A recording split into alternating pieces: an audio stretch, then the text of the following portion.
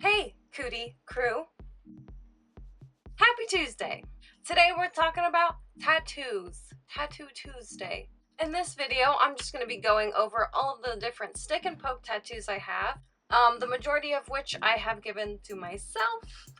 Some of my stick and poke tattoo adventures are already on my channel, so whenever it comes to a tattoo that I do have documented in its own video, I will go ahead and recommend that up there and also down in the description box. In case you don't already know, I will give you the very brief overview of what a stick and poke tattoo is. Again, if you want some more detail, you check out the other videos. So here I have a tattoo needle, and a stick and poke tattoo just means that you are manually sticking yourself with the needle instead of using a machine.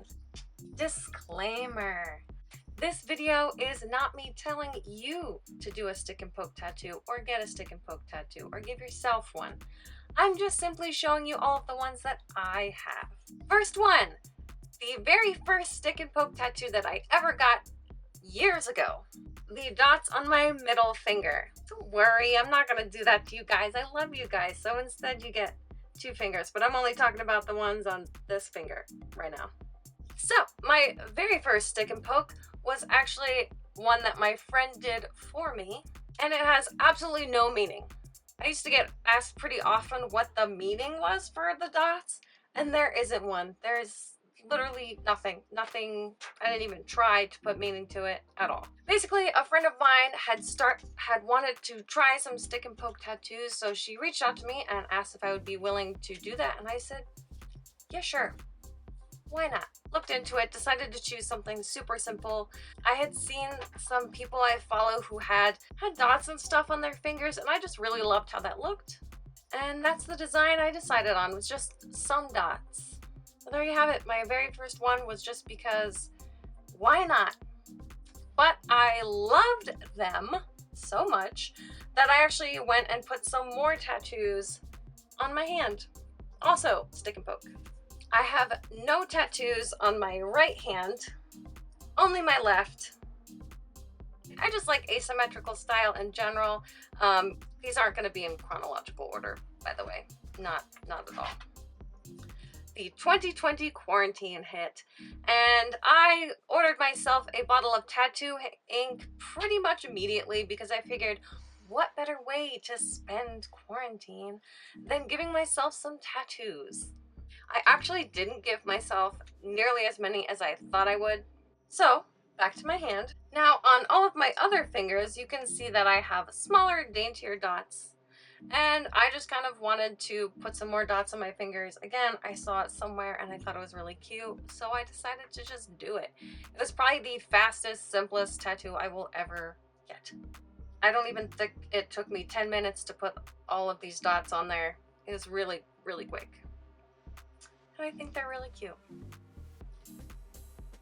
And again, I wanted some more hand tattoos. None of my hand tattoos have any sort of meaning, so I didn't really know where to start with choosing a design, but I wanted to do something more on my finger that wasn't just dots, and I ended up deciding on these like chevron arrow things.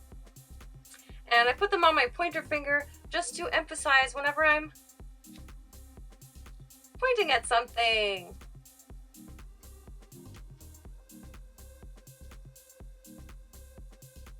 And that's pretty much it. I just really wanted something to offset all of the dots and circles, so I chose straight, harsh lines.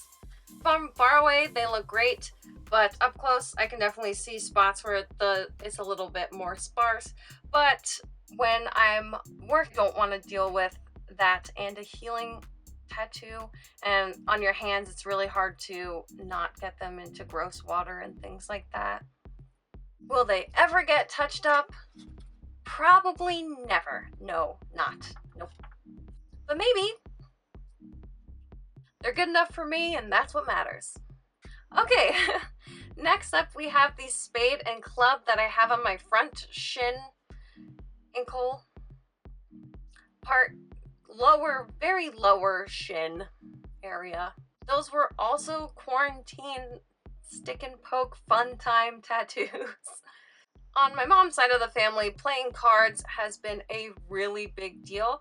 I've been playing cards since I was really little, and anytime our family gathers, we always play cards. So I decided to do this as a small little tribute to our card playing fun. And yes, I did intend to put a diamond and a heart on there as well, which I still might do. I didn't order red ink though, because that placement was really, really difficult to tattoo on myself. You just have to, in general, be bent over like crazy to get to that spot. And two, I'm not practiced enough to be able to stick and poke from a distance, so I needed my face real up close to that part of my leg as I was doing it.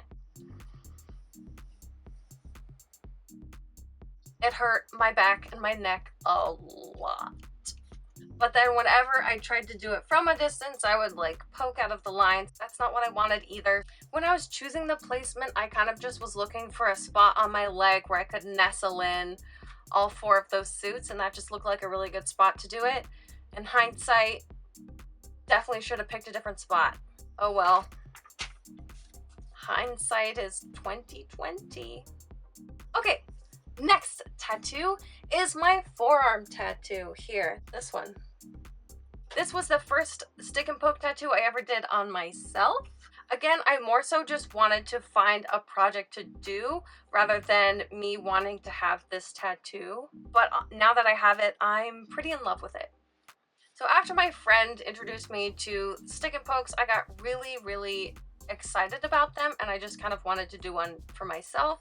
And so I was looking for things with like straight lines and stuff. I love Loki. The MCU Loki is my dude. I love him. I don't remember what I was looking for. I was looking for like a sticker or something, like a Loki sticker or something like that. And then came upon Loki written in runes. And then I went into like this weird little rabbit hole with the runes. And after everything was said and done, I ended up just choosing to do Loki anyway. And I didn't want to choose to do Loki in runes because I already have a Loki tattoo, but I ended up just deciding to do that anyway. That's what that says. It just says Loki, and it was a really good practice piece for me. I am so happy with how this one turned out. The lines are thick and bold, and I just think the placement of it and the look of it is really, really cute. So I'm really glad I chose to do this one. Final one that I have at the moment that this video is being published is my potatoes tattoo. This is the worst stick and poke tattoo I have ever given. So let me explain. I already complained about how hard it was to tattoo where the spade and the club are. And this placement is the absolute worst thing I could have chosen and still thought was a good idea. Round one, I couldn't even finish it because my back hurt so bad. I just did like enough of the outline that I could find it later. And then a lot of weeks later, I went back and went over it another time. The placement was so difficult. Ugh, like this hurt way worse than the shin. And like the whole next day, everything hurt. Top of like it being painful, it was just really freaking difficult to get to because the one half of it was on the under part of my ankle. It was just really hard to see where I'm supposed to be poking and also get the angle right. Oh, and on top of it, the pack that I had left of my small needles, the backing had fallen off of them, so they were no longer sterile, so I had to throw all of them away. So I had to use the thick needle for everything, which I hadn't really planned to do. Anyway, in case you can't tell by the design, it was to commemorate my love of potatoes. Potatoes are a gift, a blessing. They can be baked potatoes, fries, mashed potatoes, chips, whatever else you use a potato for, which for me is most meals. And I didn't want to draw a potato because you wouldn't be able to tell what that is. From like here, looking down at my ankle right now, It doesn't look too terrible. Like, you can definitely tell it's stick and poke, and the lines aren't straight or even or anything. But up close, I am kind of disappointed in how it turned out. And it's really hard for me to be too upset about it because it was my own doing. And if I really ever get bothered enough by it, I'm sure I could go have it actually gone over with a tattoo machine, but I don't really mind it that much. Those are all of my stick and poke tattoos as of now. I have more needles, I have more ink, I have more of everything, so it's only a matter of time before I give myself a new one in a spot that I know I can reach. Yeah, thank you so much for watching. If you're interested in a tattoo tour, because I do have a lot of tattoos now at this point, go ahead and leave that in the comment section as well. Let me know. And also let me know what kind of information you'd like about each of those tattoos whenever I do get to that video. If this was useful or entertaining, please give it a thumbs up. Feel free to check out all the other videos I have on my channel, and if you would like to stay tuned for future videos, subscribe. Seriously, Cootie Crew, you guys are awesome, and I will see you next Tuesday.